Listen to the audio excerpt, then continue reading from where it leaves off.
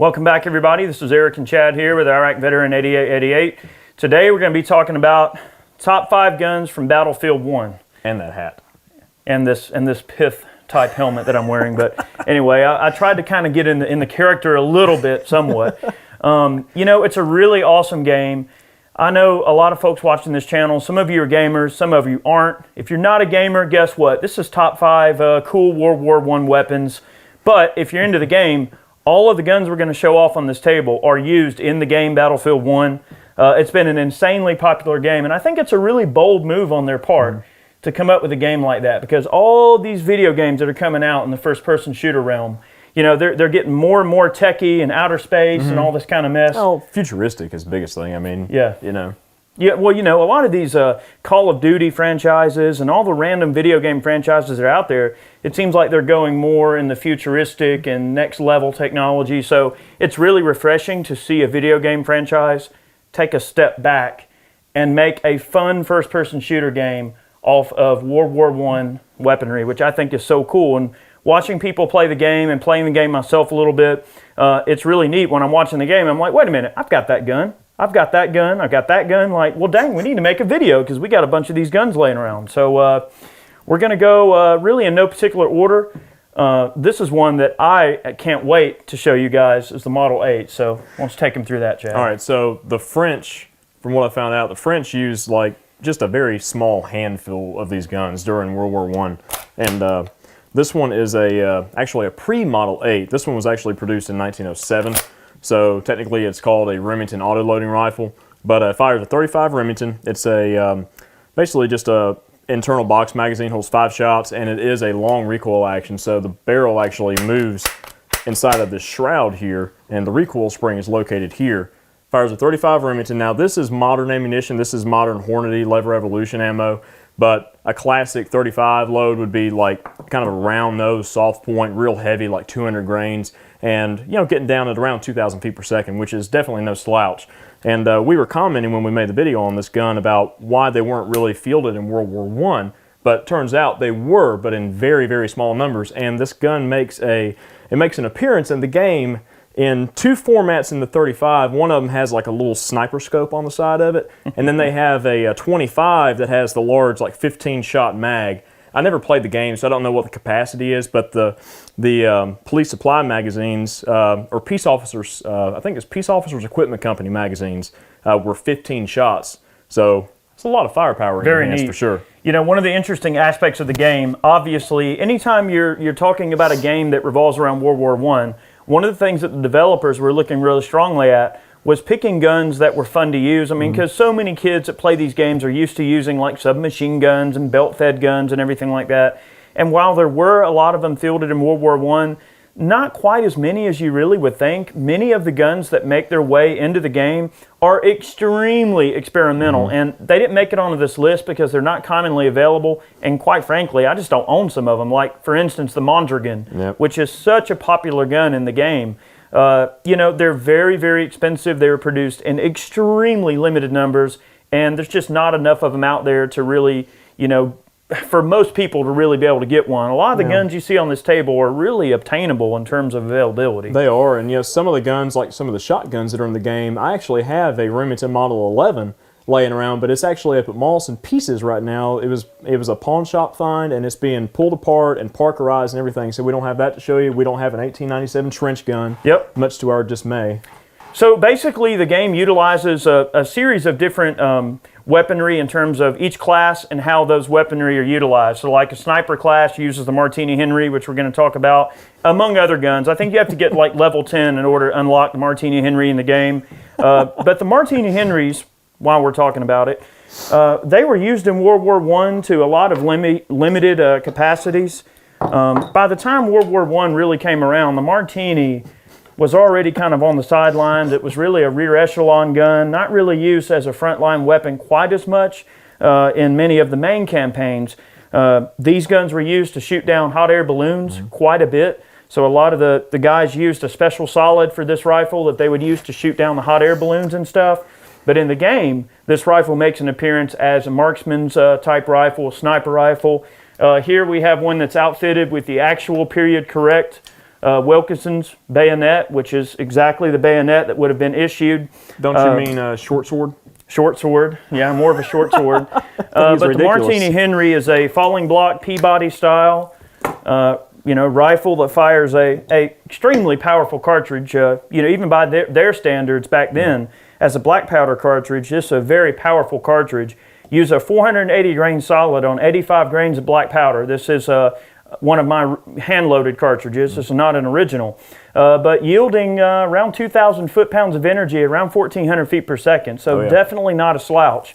To give you an idea, standard 405 grain, 4570 load on 70 grains of black powder back then was giving around 1,300 foot-pounds of energy, which is still no slouch by any stretch of the imagination. A full-power military load with this rifle compares greatly to like modern 4570 loadings. I mean, you take like a 325 grain FTX or something moving around 2,000 feet per second, you're getting around 2,000 foot-pounds of energy. That's right. It's pretty impressive that you can get that type of energy out of an older firearm like that. I always find that very interesting. Yeah, and the Martinis are definitely fun to use in the game. It is so wicked to run around, and with iron sights, you've got a single shot rifle, you got to make your shots count. But I've seen a lot of videos on YouTube of guys running around on Battlefield 1 using this particular gun and just wreaking havoc on people. This is not the period correct sling. This is actually a P17 sling that I put on here.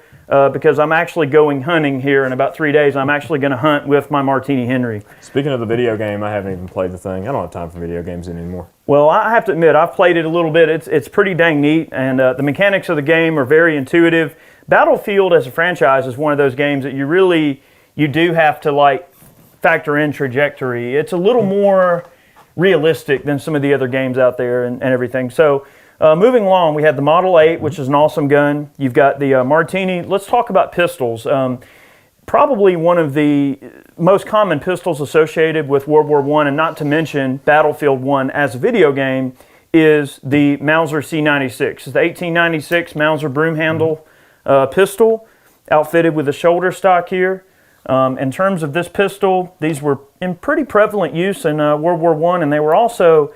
At the time this gun was made, in terms of being out there on the battlefield, it was one of the most advanced and powerful military handguns of the era. Not to mention, in terms of capacity, held the most rounds out of just about any military gun of the era, and also fired the highest velocity cartridge of the era. This is 30 Mauser. It's a bottleneck 30 caliber cartridge, and a lot of these guns that we're going to show you, especially in the pistol realm, are loaded with stripper clips. So there's a stripper clip notch on the top of the receiver. The stripper clip's fed into place. The rounds are pushed down inside, and then the bolt automatically closes on the first cartridge of the inside of the magazine. Well, iconic gun as well. Very iconic and very noticeable gun. When people see the Mauser broom handle, they know exactly what they're looking at. It really is the only gun like it that there is. I mean, there's just not a lot of handguns that are like the Mauser broom handle in terms of the shape, the unique shape of the frame, and also the construction. The interesting thing about the Mauser broom handle, and what many people don't know, is there's only one screw in this entire gun, and it holds the grips in place. That's it. The rest of the workings of this gun were made back when people were really stupid genius when it came to designing firearms. It's all clockworks and intricate fitting of parts to make this gun. I mean, it's so insane the way these guns operate. In terms of how they work, in terms of how they're made.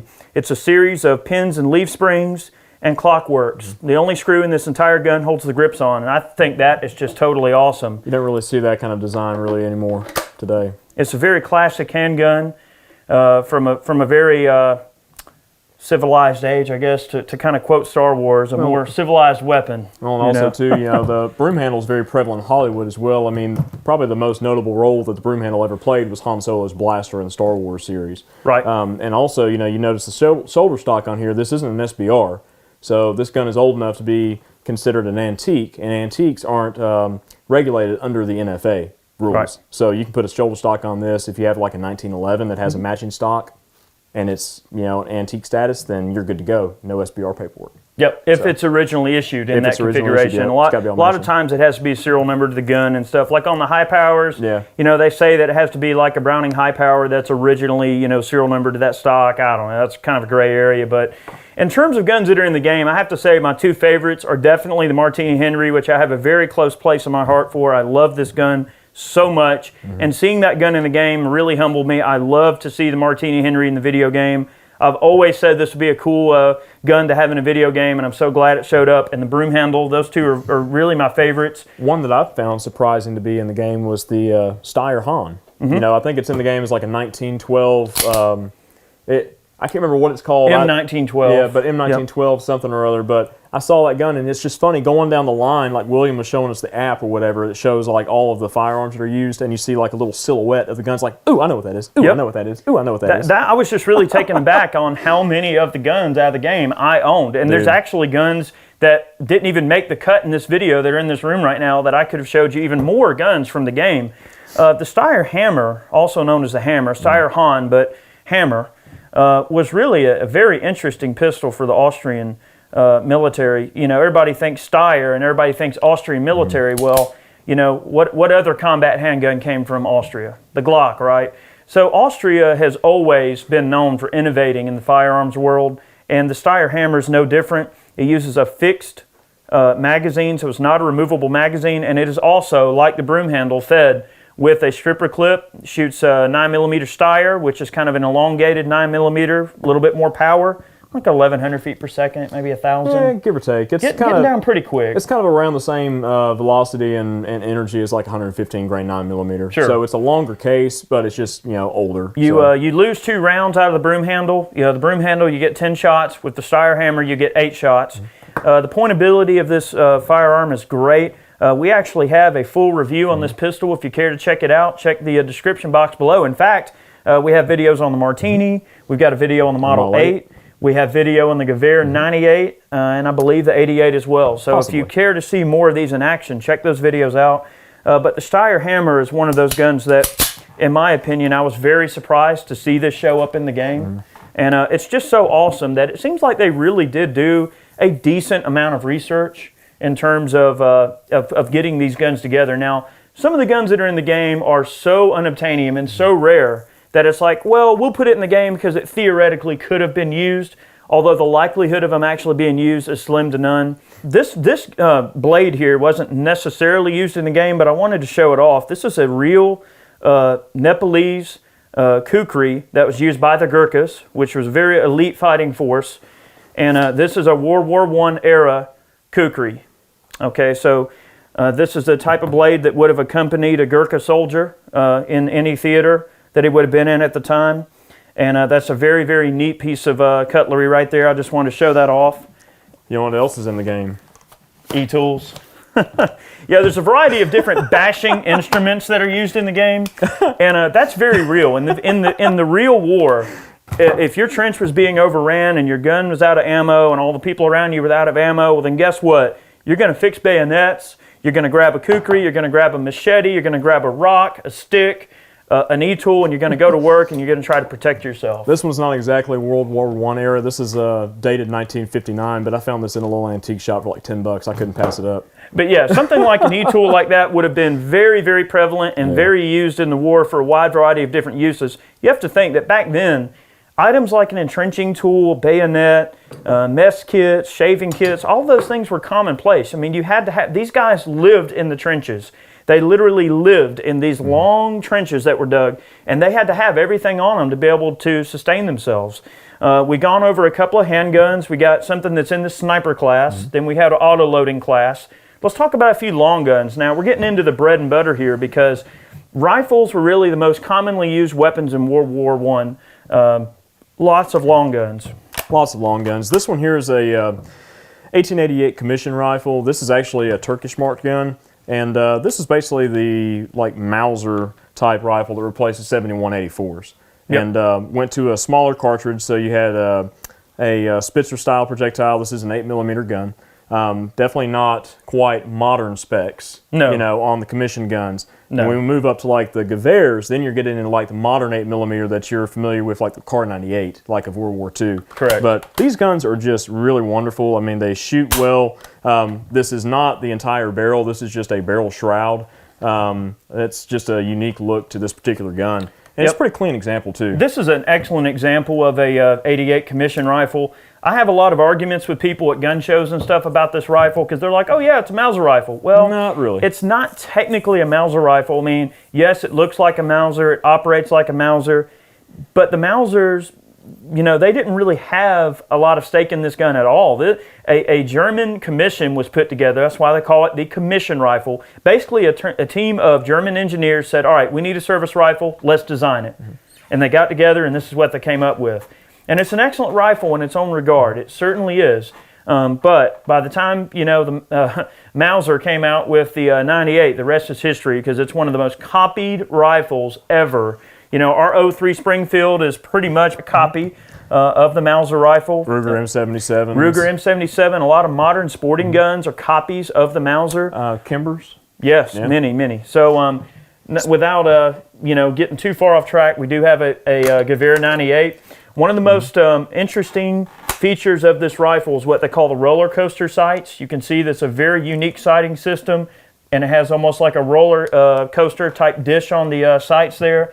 And this rifle would have been used primarily by the German ground forces, frontline forces. They would have used this particular rifle. Interesting thing about the Gewehr 98 is the fact that the battle sight settings on these guns are at a very interesting 400 yards. So to think that the standoff distance for the German military, what they considered the shortest distance to shoot at somebody, was 400 yards away is pretty interesting change in doctrine when you start looking at the changes that occurred between fighting in the trenches in World War I and then stepping up to the K98 and going on to the shortened Mauser that they ended up using in World War II. Yeah, what was the sight graduation? I don't know, like, was it 150 meters? No, 100 on out to 2,000. So pretty much, you know, what fell into favor during World War II, they found that a lot of the fighting was done at closer ranges, and the standoff distance wasn't 300 or 400 yards. They knew that fights weren't occurring at 400 yards anymore like they were in World War I. It wasn't uncommon to be in a trench and shoot at guys, you know, a half a mile away and take pop shots at people. Sometimes the trenches were 50 to 100 yards apart from each other in certain places. You never knew when you'd have to take a close range shot. And that's why guns like shotguns were really useful in the trenches during World War I, because you never knew if a guy was going to storm your trench with 4 dudes behind him and you needed to sling some buckshot at him, keep him off of you. I wish that we had like an 1897. I actually, my grandfather owned a couple 1897s, but they were the like sporting models. You know, the trench guns had the shortened barrel and then the like heat shroud on top, and then also like a bayonet lug attachment and everything for the front. That's right. Pretty wicked stuff. I mean, and that shotgun's so cool because you can literally hold the trigger and just pump, pump, pump, pump, pump, Old pump. knuckle buster. I mean, you know, there was a lot of things about World War I that little stories that get passed down and little things that happened. And one that I always remember hearing, you know, talking about was Blackjack Pershing. If anybody knows the name Blackjack Pershing, they know that by the time World War I rolled around, he was definitely a feisty, a feisty devil to be contended with. Let's just say that's probably why there's so many 1897s on the market. Yeah, absolutely. He was a brave individual, and he was not scared of the Germans. He wasn't scared of the Kaiser. He wasn't scared of none of them.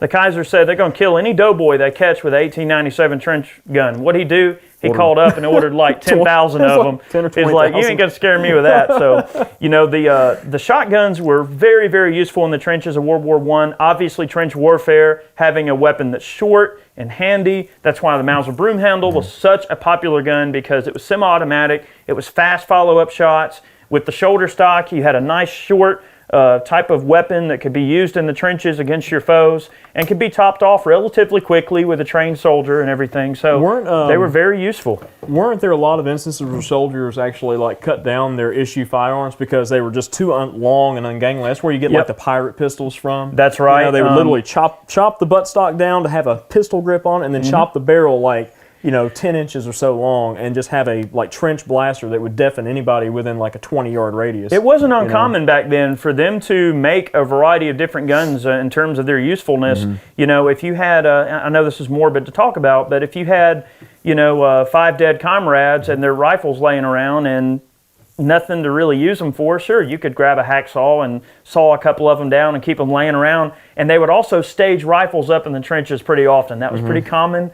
They would stage guns up in certain areas. So if the trench was become overran and they had to, make way down a certain part of the trench, they knew where they could shoot, drop a gun, and reload if they needed to. So there was staging of guns that was utilized. Also, a lot of elaborate periscope systems were used. You really saw the trench warfare really scared the bejesus out of people. And that's where you really saw the first primary use of like periscopes and things. They would have these elaborate systems where they could stay down in the trench. They could remotely fire rifles that were popping out of the tops of the trenches and be able to get some of those shots in. Getting back to the game, though, the game is very action-packed, and there's a lot of running around and urban fights and things. Now, not saying that stuff didn't occur. Of course it did. And to keep the game interesting, I'm sure there's certain things they had to kind of provide into the video game to make the element of fun really there. There's awesome World War I was a very brutal war, and it was at one point an extreme stalemate in terms of people just locked in. No Man's Land was a really kind of simple idea that was just there. Like, they had all these machine guns on the line, and you knew that if you ran out of the trench and tried to storm the other trench, you were just going to get mowed down with a machine gun. So the machine gun really changed the face of warfare. And World War I was, unfortunately, the bloody example of just how deadly those early machine guns were on advancing troops and stuff. So, no doubt. Yeah, John Patton, he plays this game religiously, and I wish I had time to actually get on there and check it out. But he just says that it's just so much fun. It's just crazy, I know. I wish I had more time for video games because it is an incredibly addictive video game. And I'll tell you, just playing it for a little while, you're like, okay, I have to put this down, or I'm going to stay on this thing all day. I don't need that. My wife would murder me. Oh, I know. We wanted to make this video because I felt that I had enough of these laying around to kind of hopefully provide a little bit of insight about the real versions of the guns that are in the game. I have to say my favorite's the Martini. Although, it wasn't used in the war like they say it was, particularly it did have kind of a small role, but I have a soft spot for the Martini. And of course the broom handle, I have to say those are my two favorites overall. Probably my favorite is the Model 8, just that it even makes an appearance in the game. I thought that was really cool after, we did the video on it, and I've been looking for one of these forever, and I lucked up and found one in just nearly perfect condition. They are just neat, aren't they? I mean, it's awesome. It was really cool to see that in the game. It's just, I wish I could play it. I need to play it. I know. You're gonna get sucked in. I'm just gonna warn you right now. But guys, we hope you enjoyed the video. If you're a World War I enthusiast, hopefully you enjoyed seeing kind of a blast from the past and some of these relics from our past. And if you're into Battlefield 1, maybe you've used all of these guns already in the game, and maybe you got a little bit of fun out of seeing them in real life. So here's the guns from Battlefield 1 that we thought were really awesome. Wanted to show you. Thanks for watching today's video. Make sure you subscribe. Tune in to more of our videos. We've got a lot of cool stuff going on. We do reloading videos, gunsmithing. We've got a series called Gun Gripes where we complain about random things that are going on in the gun world. We do a series called Firearms Facts where we kind of break down different things about guns in terms of knowledge dropping on you there. Knowledge dropping. And then we've got 5 Guns, which is what you're watching now. 5 Guns is just where we kind of take a certain theme and throw 5 guns on the table and talk about it. But we never use 5 guns. We never use 5 guns. There's always a wild card. But anyway, thank you for watching today's video. We appreciate it. We'll catch you next time. All right, we're going to go play Battlefield now. Let's do it.